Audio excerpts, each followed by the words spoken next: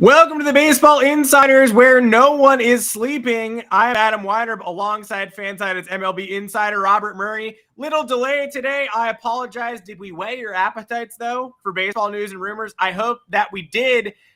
Robert Murray, Fansided's MLB insider, is here on the same day when he did foul territory. That's what you call putting in the work. Robert, how you doing, dude? I'm great. It has been a very active last 36 hours over on my end. I've been on the phone a lot. I've been texting a lot. My screen time yesterday, Adam, was an absurd 18 hours and 13 minutes. So I do not recommend ever doing that if you're a sane person. But yeah, sorry for the delay on getting this podcast started. I was taking a phone call and doing what my job entails and trying to be as in the loop as I possibly can. So I appreciate you all for being patient. Adam Weinrib, how are you doing?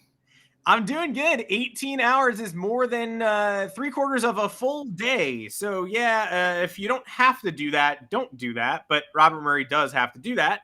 And that's why he's the GOAT. And that's why we have a show. I didn't get much sleep either. A little buddy, Biscuit, kept me up last night. He's got a big day tomorrow. Everybody wish Biscuit well on his surgery journey. Give Biscuit some well wishes in the chat.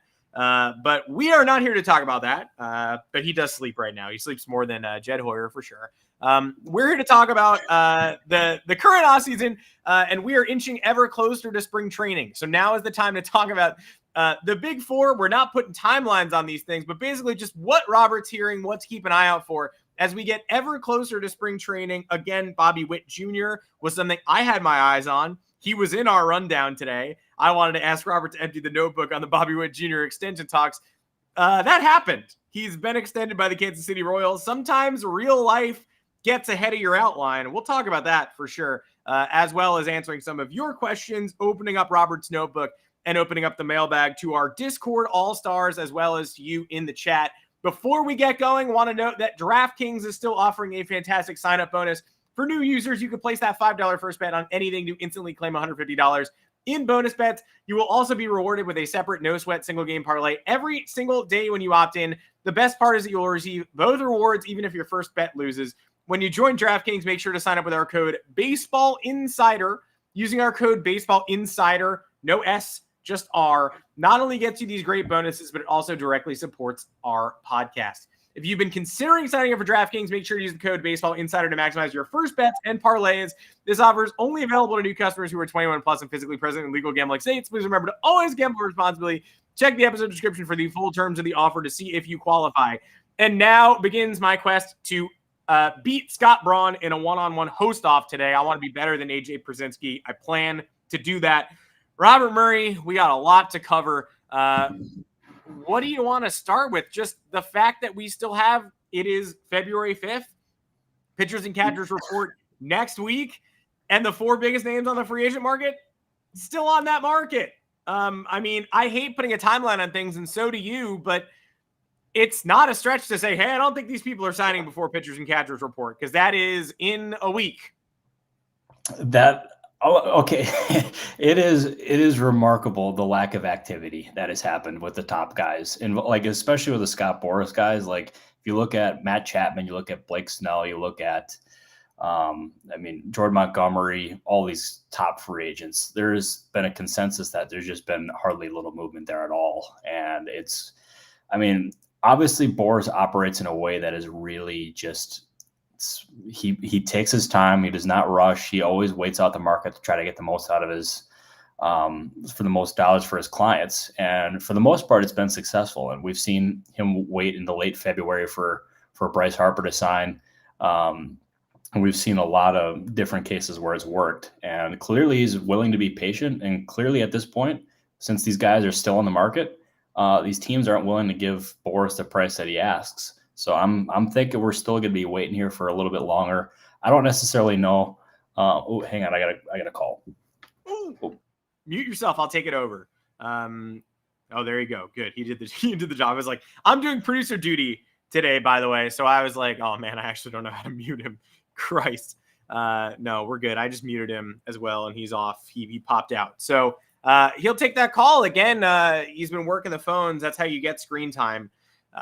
That's why we were slightly delayed for a little bit. So yeah, Adam solo bang for a little bit. Ask me anything, I'll open up. But I think the pillow contracts thing, what just got noted here, seems like this is setting up for 4 pillow contracts, right? The problem there is that, it's February and we don't have traction and we don't have deals. So you'd think, but the fact that, Cody Bellinger, the metrics are no secret, right? Everybody has those. That's why he's not signing this long-term deal that he desires, but he'll never set himself up better for a long-term deal than what he did last year. If he repeats what he did last year, then he's 1 year older, and then teams will hold that against him. Blake Snell is coming off a Cy Young campaign, his second. So, I get it. I get the volatility, and I get the teams don't want to pay Blake Snell his ask. And right now, his ask, if it is what is being reported, if it's at 200, if it starts with a 2, and if it's at 275 number, he's never getting that. But it is really hard if you're Blake Snell to be like, I'm coming off a Cy Young campaign, my second, and I know I might never turn in a year better than that ever again. And if I can't get long-term security this year, when am I going to get it? He might have to settle for a less expensive long-term deal at a certain point, but the pillow contract thing, that would be a real failure on Scott Boras' part to accept a 3-year, $100 million deal or a 1-year deal. And then we try this again next year because Bellinger just did that and he's not going to do any better, especially if you believe the metrics. Does Boras respond if I text him? No, he does not. No, I assume that question is for fans on its own. Robert Murray. People asking where Robert is. Y'all know where Robert is. Robert's man in the phone. Robert would be here if he could. Robert was here. If you want to see where Robert is, rewind at the start of the show. Robert was there. He's on the phone. He's on the phone with somebody important. Views are going up, by the way, right now. I see more people on the stream while Robert's not here. That's a bummer for you if you're just joining. I like me. My friends like me, but I don't have the sources. I set Robert up. I'll take some. How's my day going? My day was going better before I ended up scared and alone on a podcast with everybody begging me for news drops. No, my day's going great. Thoughts on In-N-Out? Jacob, Canyon owns you. That's on the secret menu at In-N-Out, I think. But more importantly, my thoughts on In-N-Out is I don't have enough In-N-Out in the, I just don't have enough. I've probably only been in In-N-Out 3 times. I like it. I think if it were mine, if I were a California boy and someone was like, In-N-Out's overrated, then I would jump to defend it the same way I jumped to defend Derek Jeter, where I'm 3,500 hits is overrated.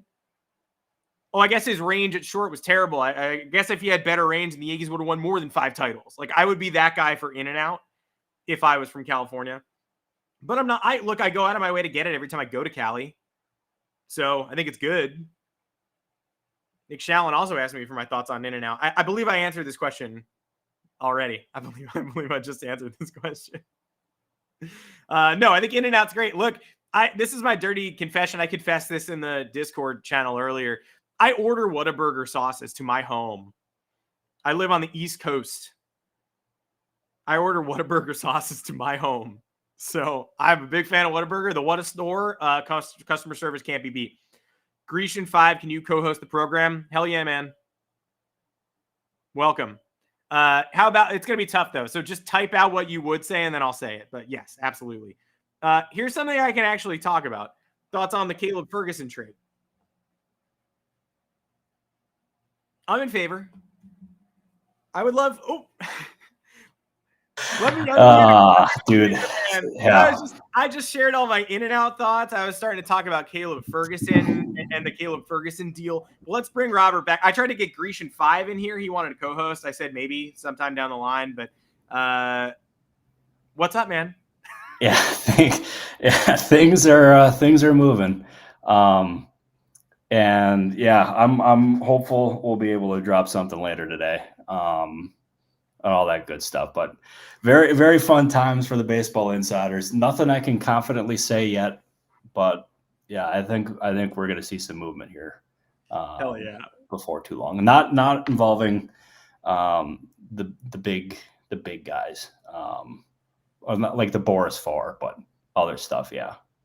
Great. Well, I mean, keep your eyes peeled, and maybe we can even drop it during the show. And maybe I can absolutely spiral out of control again, like I was just doing. Manuel Barraza on Twitter just added Robert, said, "Come back. The other guy is just yapping." I was just yapping, but I don't know what else. I don't know what else I was supposed to do. I was just yapping. So that's my bad. I'll stop yapping. No, you're good. You're good. But yeah, having tweet notifications on for me might not be the worst idea. Well, you heard it here. You heard it here first, and you'll hear it next on Twitter if you put those notifications on. I think, again, look, I hate doing predictions and timelines, and you do too. We're not going to do them on the Big Four, but like spring training, pitchers and catchers, then it's then it's full roster, then it's spring training games. Like, is there any chance these dudes are not signed before opening day? We're less than 2 months out from opening day, so that's the only look. I'm not putting a timeline on it, but I'm just saying, like, the lack of movement has stunned me, and we're approaching the regular season. So, like, are we looking at a Dallas Keuchel situation, or is there at least a minute chance we're looking at a, like, Craig Kimbrell thing where just, like, you look at the clock, it's opening day, Cody Bellinger's still waiting out the Cubs' best offer, or Blake Snell still trying to come off that $200 million number?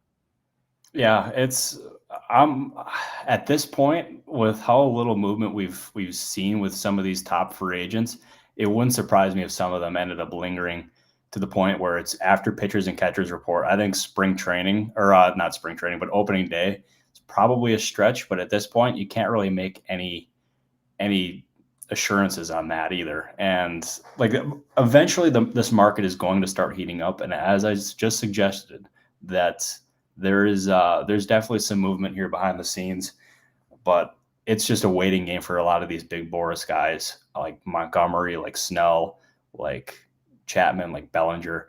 And it's just going to require being patient. And I know that's been the phrase that we've said a lot here on this podcast. I know it's probably getting annoying, but it's just a reality. And yeah, I'm sorry, it's not a different answer than that, but that's just the current state of the market. But I think, like, it wouldn't surprise me if there's like some other free agent movement. There, like, trades. There's definitely like some trade talk behind the scenes too. So I think after the Burnes trade, there's been some other stuff that's kind of percolated a little bit, but nothing to the point where I believe it's imminent. But market's still going, but just the big guys, just be patient. Well, let's talk about a couple of things that we know are done before we empty the notebook, get to viewer questions a little bit. Good call on the Corbin Burnes deal, because actually that went down Thursday night, right? We actually haven't had a show since then.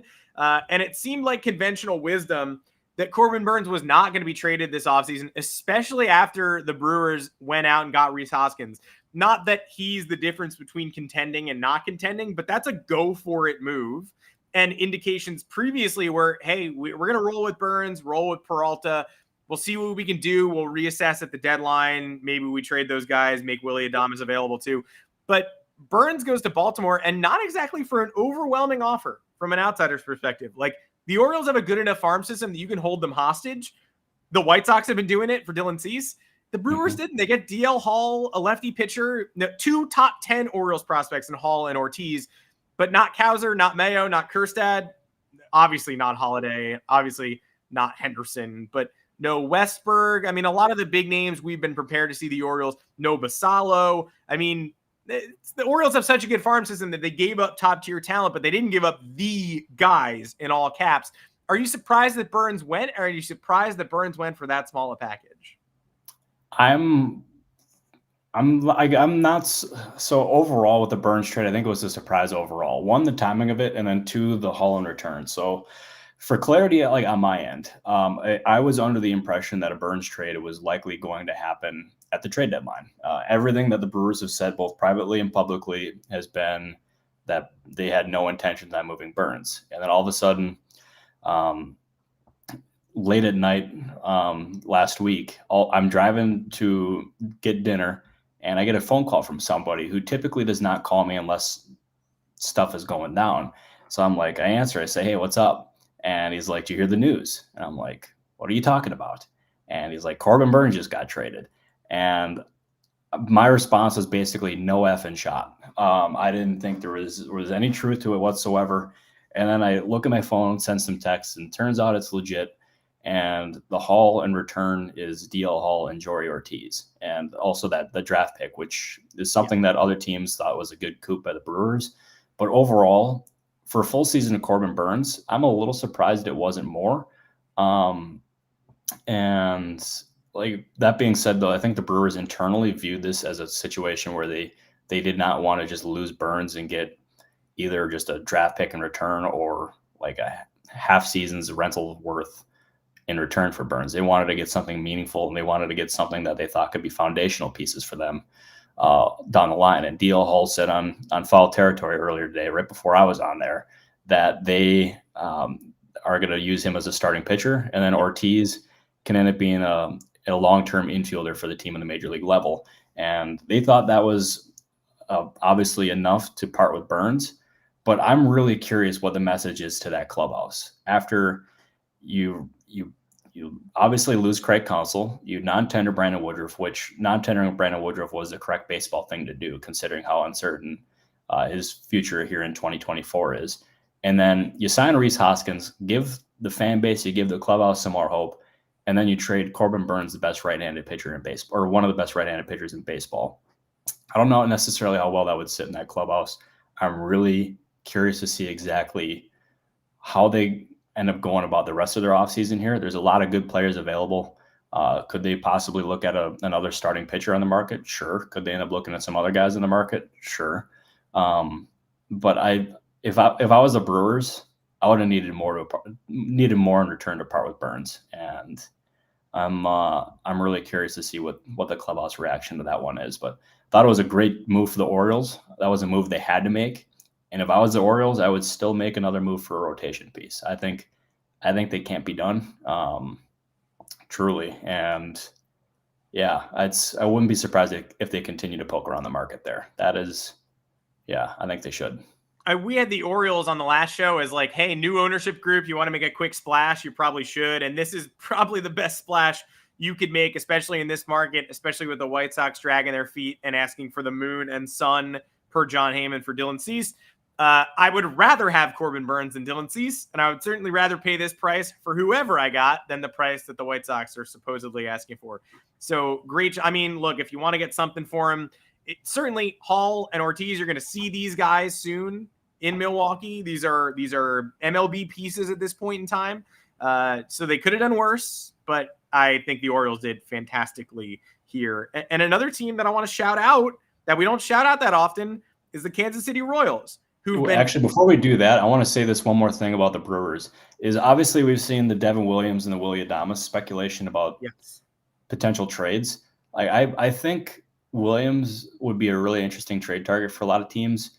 I don't necessarily know where the Brewers stand on that one, but as far as Willy Adames, I don't think he's available, at least as of right now. I think the Brewers want to have him on their roster on opening day. Maybe that changes with an offer that if they end up getting an offer that they can't refuse, but I don't get the impression that he's available. Yeah, I didn't think Burnes was available either, though. So I hear you for sure. And look, hey, if the Dodgers don't get what they're looking for out of Gavin Lux, like if he starts slow and that slow start leaks into June and Adames is still a Brewer, still love that fit. You're going to be able to get a haul. If he plays the way that he's capable of, you're going to be able to get a haul for him midseason. Good job cashing in one of your chips before the season begins, but sets a funky tone for the clubhouse.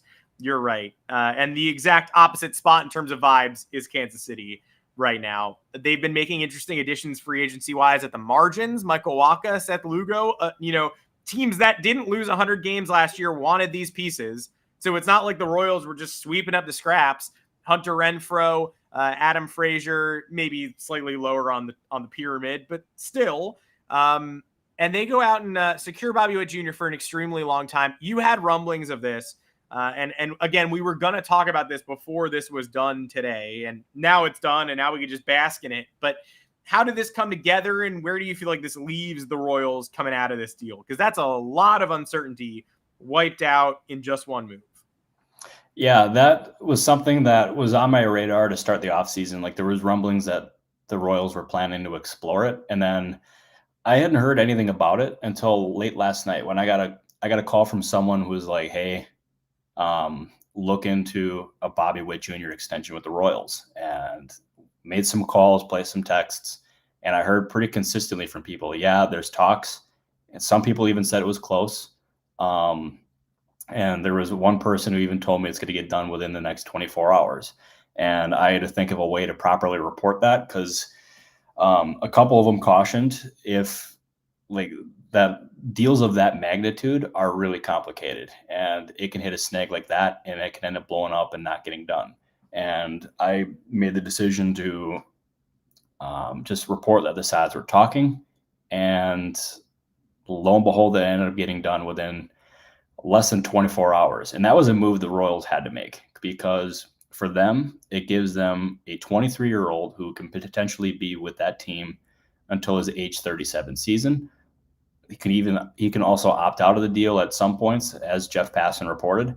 And it gives them certainty long-term, and it's going to end up giving them a piece that they can build around, a piece that they can use to attract other free agents on the market, whether it's this offseason or next offseason or just off seasons going forward.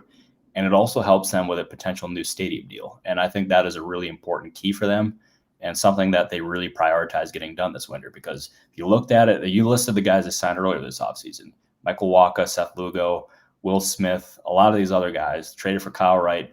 And this was the cherry on top. And it gives them something that a lot of these teams covet. And that's a big name piece headlining your franchise for the long term. And especially since he's only entering his prime, he's only going to get better from here. And he's already been really freaking good. I applaud the Royals for doing it. And I thought my first takeaway when I saw the terms on it was that if he ends up performing like how they think he's going to perform, there's a very good chance that he's probably going to be a bargain in the long haul. And that, I say bargain, and he's making $280 million or a little bit less than they're guaranteed. So, yeah, it's a lot of money, but it was a good investment by the Royals and something I think they truly had to do. And then they ultimately ended up doing it. Shout out to them. They see the contention window beginning to open. Vinny Pasquantino said that the other day, and that's the thing that a confident team says, but this is the kind of move that proves a regime is not playing around, and we'll see where they go from here. Very active offseason. And if you're a Baseball Insider's viewer or if you're just a baseball fan, you know that it has not been a very active offseason everywhere else. So shout out to the Royals for coming to the party and trying to play around here. Let's get to some questions from both the chat, from the All-Stars for your notebook.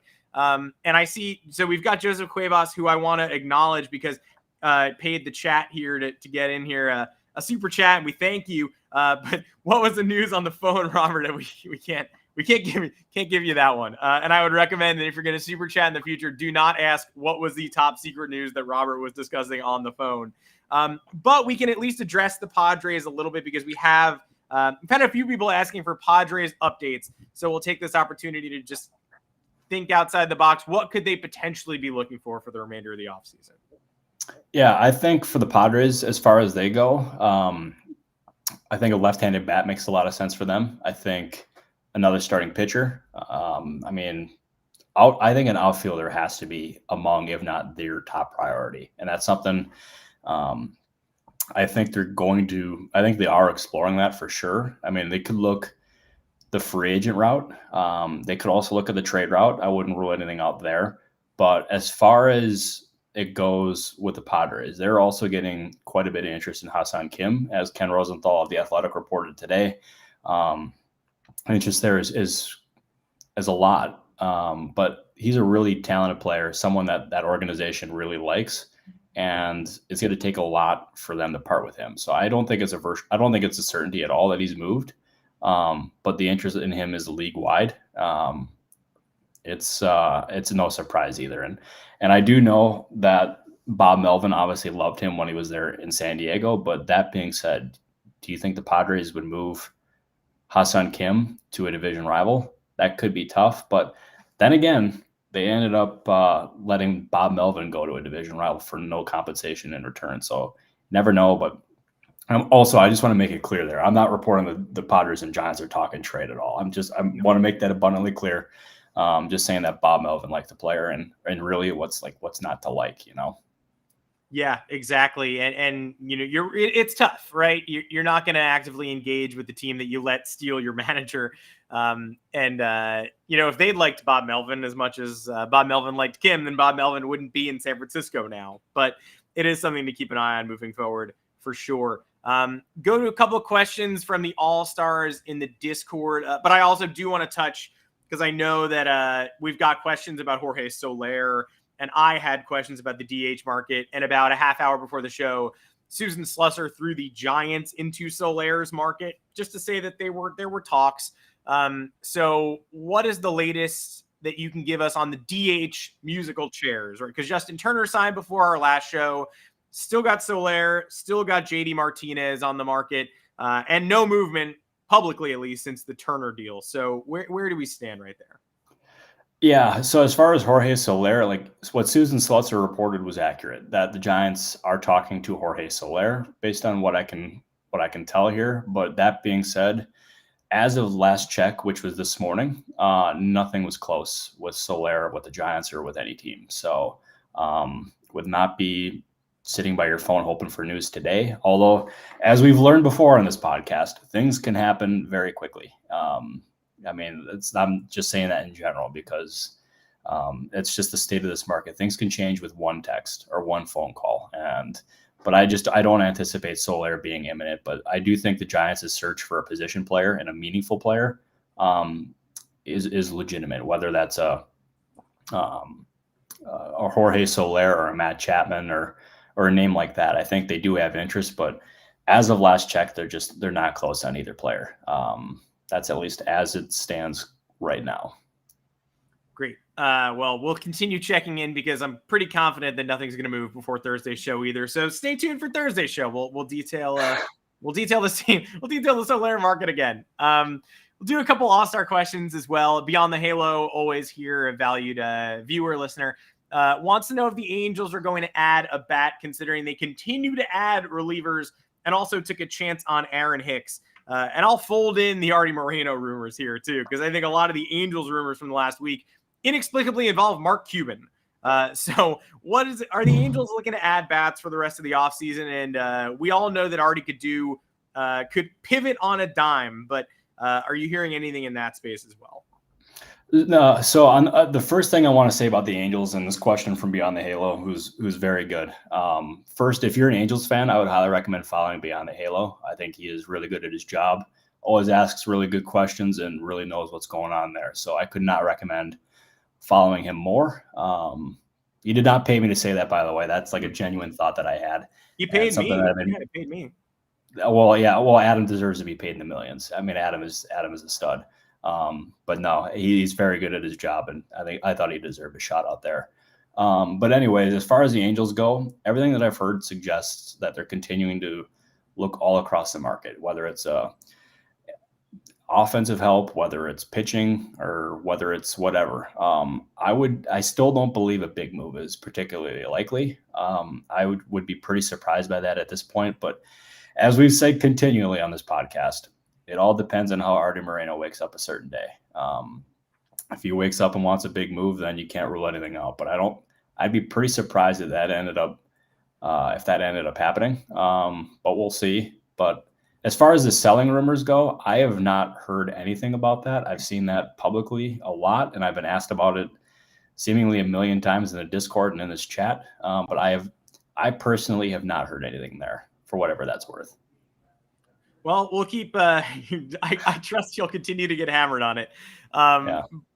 Thanks for the question, Beyond the Halo. Of course, Brundo5 wanted to know about the Brewers' next steps. We covered that earlier, but join us on the Discord if there's anything we didn't address. We'll definitely talk that out later. Our man, Jay-Z 2016 Cubs. There was some sort of Cubs-Marlins trade rumor connection. I think that was first floated by a Cardinals Twitter account, like Redbirds Talk or something like that, that I know the Discord was popping off about last week. Any connection there between the Cubs and Marlins? I know nothing was imminent last time we checked, and I'm not even sure what that fit would be, if it's Luzardo, if it's smaller like Tanner Scott. But any thoughts on a potential deal between those two teams or Cubs updates in general? Yeah, as far as like that rumor goes, like if they have talked, I'm under the impression that nothing was imminent at that time, and I've not heard anything to suggest that it's that anything is close at this point. So I'm still kind of in wait and see mode. Maybe a Marlins pitcher would make sense for the Cubs in this case. That's the most obvious fit to me.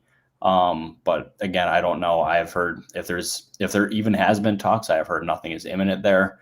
But as far as the Cubs go, like obviously they make so much sense for Chapman. They make so much sense for Bellinger.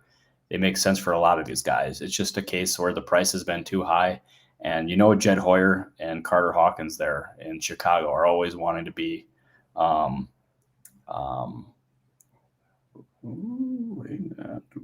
right. Well, so okay. But yeah, they always want to be opportunistic on the market. And yeah, I have not heard of anything imminent there as far as the Cubs go, but I think opportunistic is the right word to describe how they're going to be the rest of the offseason. And I don't think, like, obviously you hear all the rumors about Jed Hoyer sleeping and being cheap or whatever. That's not the case at all. He's not sleeping. He's not cheap. He just does not want to overpay. And I think he should be applauded for it because really, like, he's made some really good deals this offseason. You look at Shota Imanaga, you've looked at Hector Neris. Those are both really good deals that allow him to be more flexible this offseason if he wants to. And he's got that ability, and we'll just see if he's willing to actually do it. Couple more things before we sign off. I would have to be blind to be checking the chat and not seeing people want us to ask about Theo Epstein, including Tyler Milliken, who I said on the last show I think is our best aggregator. So shout out to Tyler. Yep. Agreed. Theo Epstein has rejoined the Boston Red Sox, technically Fenway Sports Group, and technically he's going to be looking into the Liverpool coaching search. Best of luck with all that. British Premier League soccer's a crazy world. But I've said, like, look, whether he's involved in the day-to-day ops or just overseeing or it feels like formalizing a relationship that was always going to be there. He and Craig Breslow have a history. It feels like to me like, hey, he was going to be whispering in Breslow's ear anyway, but now the fans know, and now it's public, and now it's the first good vibes Red Sox move in quite a while. So have you heard anything else about Epstein behind the scenes? For me, it's an obvious win, no matter how involved he is, but I don't know if you have any additional thoughts. Yeah, I thought that was a really, really good move by the Red Sox because bringing in Theo Epstein immediately gives Craig Breslow a good sounding board there. You give him a Hall of Fame executive to work alongside with, and if he wants to, he can work in lockstep with him. And to me, this signals that, like, if you hire Theo Epstein, you're not going to just sit idly here at the offseason. Like, you're going to you hire Theo Epstein to make moves. You hire him to help make your major league roster better. Like, obviously he's not the GM, like that's Craig Breslow's job. But I think Theo Epstein is a move in the right direction for the Red Sox. And who knows, maybe that's a case where they can become more aggressive this offseason. And I've said it on plenty of podcasts before. I've said it.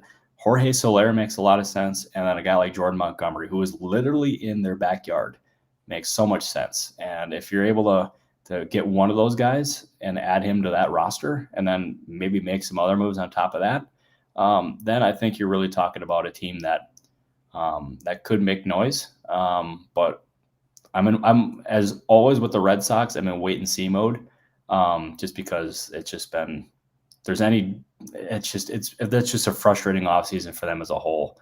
But hopefully the Theo Epstein hire is a sign of things maybe changing for them. Yeah, those guys are just fucking sitting there. Like, it's got to be killing to have Montgomery and Soler just hanging out. I don't know if Epstein makes an immediate impact or impact in the future, or again, this is just formalizing something that was going to happen anyway because he and Breslow aren't going to not talk. But objectively, it's good to have him on board. And Tyler, if you clip that, could you just edit out the part where I scratch my nose because it's embarrassing. Also, Caleb Ferguson to the New York Yankees today, an unexpected and a second trade between the Dodgers and the Yankees in just a couple of months for a lefty reliever. Dodgers fans were telling me today that Ferguson bad in high leverage situations. I think if you check the numbers, good in save situations, 2.97 ERA and non-save, 3.10 in save. He was just awful in September and October last year, which I think clouded their perception. And I get it. That's a pretty big month for baseball. If you sucked in September 2023, then I would probably leave the season being like, man, that guy wasn't good either. I mean, Yankee fans have been doing it with Tommy Kahnle because he hung a few changeups in mid-September last year. But feels like a good fit, good replacement for Wandy Peralta. And importantly, another Yankee in his walk year.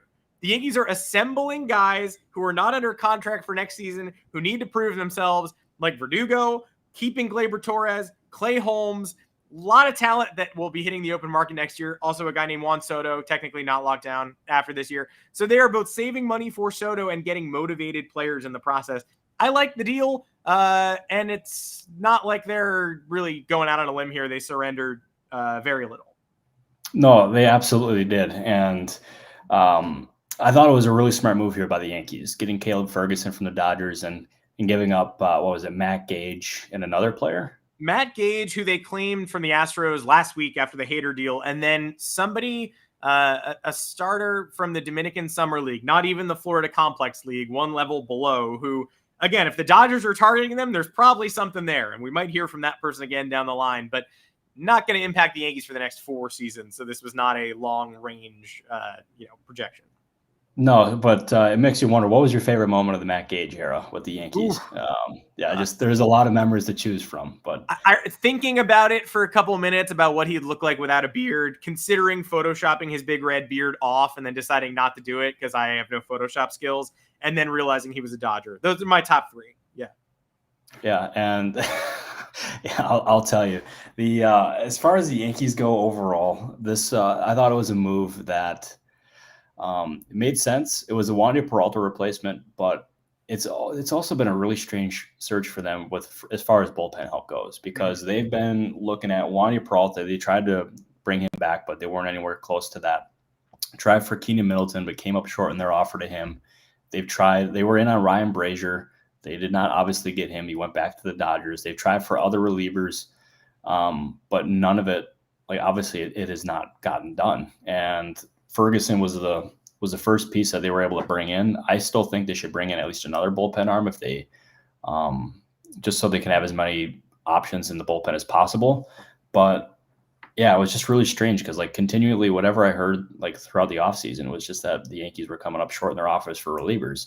And maybe that's because they just didn't want to spend too much on a reliever, or maybe, I don't know, who knows what it was, but that was what I heard from a lot of different people in the industry. And, but fortunately for them, they were able to bring in Caleb Ferguson. I still don't think they should be done, but it's another weird offseason too for them, Adam, because I don't know how much room is left in their budget, but if you bring in a Juan Soto type and then you add Marcus Stroman, you add Trent Grisham, Alex Verdugo, I still think there should be more.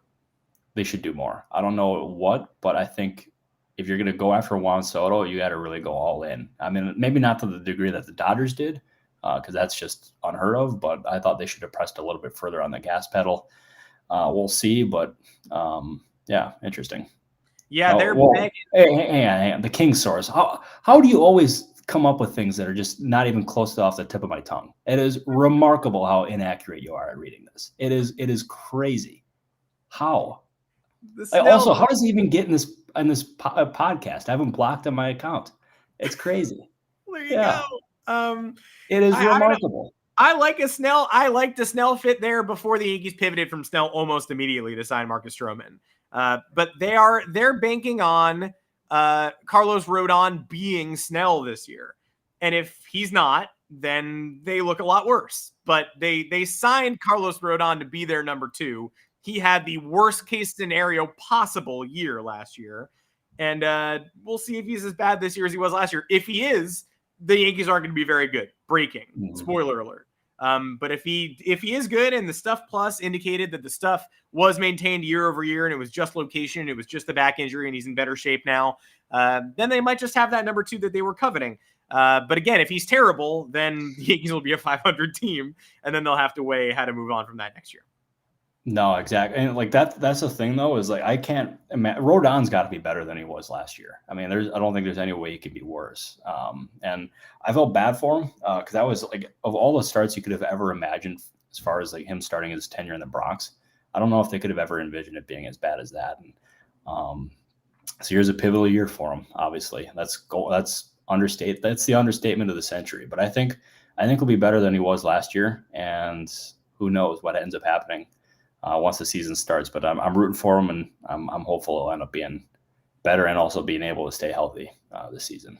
Yeah, it was bad, not unlike the 2024 offseason to date. But we will be right back here on Thursday, 3:30 Eastern, giving you what we can. Thanks, everybody, for sticking with us today. We're telling you all that we know. We're emptying the notebook, and keep those Twitter notifications on. We told you once. We told you 1,000 times.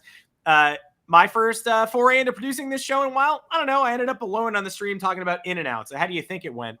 But I'll learn. I'll get ready, and I'll be back next time with a fervor. Thanks for all the comments. Thank you for the super chat. Again, that's always an option. If anybody wants to do that, get your questions in. We'll certainly try to answer them.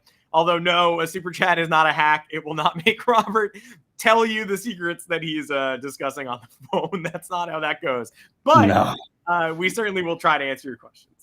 No, that we will. I appreciate everyone who was patient because obviously we started the show off a little delayed, and then all of a sudden I had to step out of the show 5 minutes into it to answer a phone call from a source. And yeah, crazy times. That you've basically gotten a window into what my life is currently like right now, and it is crazy. Like I'm not kidding you. It was like you guys should have seen me break the Keenan Middleton deal the other day. It was remarkable. How that all played out. And I was literally watching what I think is called Love is Blind on Netflix. I was watching that, and all of a sudden I was just chilling. I was doing my thing, and next thing I know, I get a text about it, and I get another text about it, and then literally as people are sound asleep next to me, I'm on the phone talking like, hey, can I write this? Is it right? And like, yeah, go ahead. And it was crazy. But yeah, I love this job. I appreciate everyone who's tuned into this. My screen time today, I will look right now for everyone who's asking. By the way, Whit Merrifield is not close to signing. See a lot of people commenting that so far in the chat here. My screen time today is 9 hours and 1 minute. So we got ourselves got some work to do. Although it's only 2:25 here in Arizona, so we got. But I have seen Love on the Spectrum, by the way. I've just started watching that too, Jordan. So that's a great shot by you. It's a great show. But yeah, it is remarkable how busy this time of the year is. I'm going to recommend, if you're doing the reality thing right now, the Traders on Peacock, as well as the Australian version of the Traders. Both are good, and they're both available. So there you go. There we go. That's yeah, we love it. But that yeah, who would have thought we'd be ending the show today with our show recommendations on Netflix? Big show. I should have done the show recommendations on Netflix while I was alone, just treading water and not wasting Robert Murray's valuable time. But Robert, I know you got stuff in the hopper. I know you gotta get to it. We appreciate you taking the time as always. We will see you and everyone in the chat and everyone in the comment section on Thursday, 3:30 Eastern. We'll update you if we don't do a show or go live, but I'm sure we'll have dope to spread at that point. For Robert Murray, I am Adam Weinrib. We will see you later in the week. Thank you, everybody.